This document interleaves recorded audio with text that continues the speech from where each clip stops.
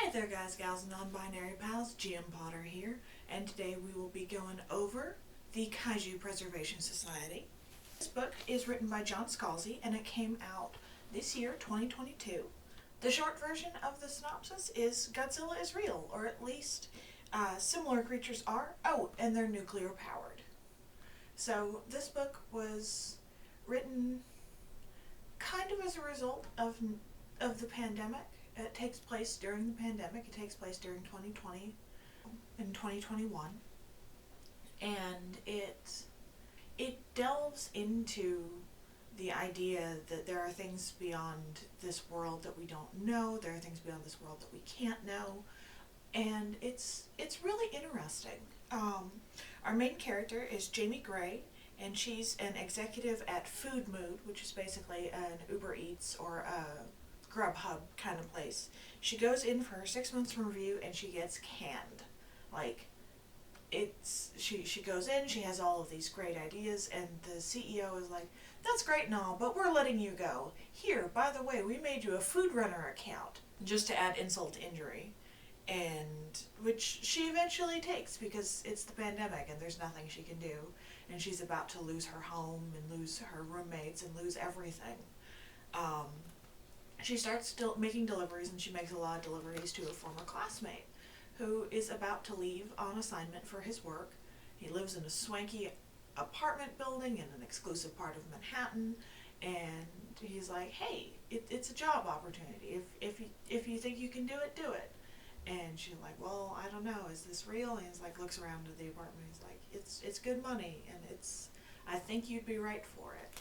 And she goes, think nature preserve, but for Godzilla.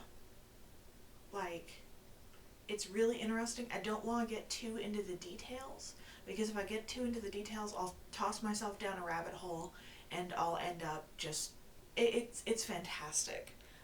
In the author note, in the afterword, which I always listen to Scalzi's because they are always fabulous, he described this book as a pop song. And I feel like I have to agree. It's like Crocodile Rock or Footloose. Like, it's a good time. It'll get you through some rough spots. It's a good time, but it's not really something to sink your teeth into, and that's okay.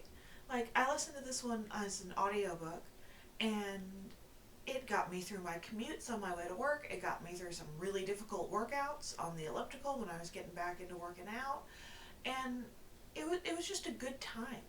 Even towards the end when things get heavy, and they do get heavy, like they get real heavy, in a way only Scalzi can, it's still fun and it's still lighthearted in a sense. That it's just good. It ends with hope and with the chance for renewal, which I think is the best possible ending, is to end something with hope and to end something with just the possibility, because that's all we really have, is the possibility of things. So, have you read the Kaiju Preservation Society? Have you read any of John Scalzi's lighter books? I know he's got some pretty heavy novels out there. I like his heavy stuff, but I prefer his lighter stuff, because his lighter stuff, like Fuzzy Nation or Agent to the Stars, they're just a delight. And every now and again I need something that's just delightful. So let me know in the comments down below. Don't forget to like, share, and subscribe, and I'll see you in the next one. Bye!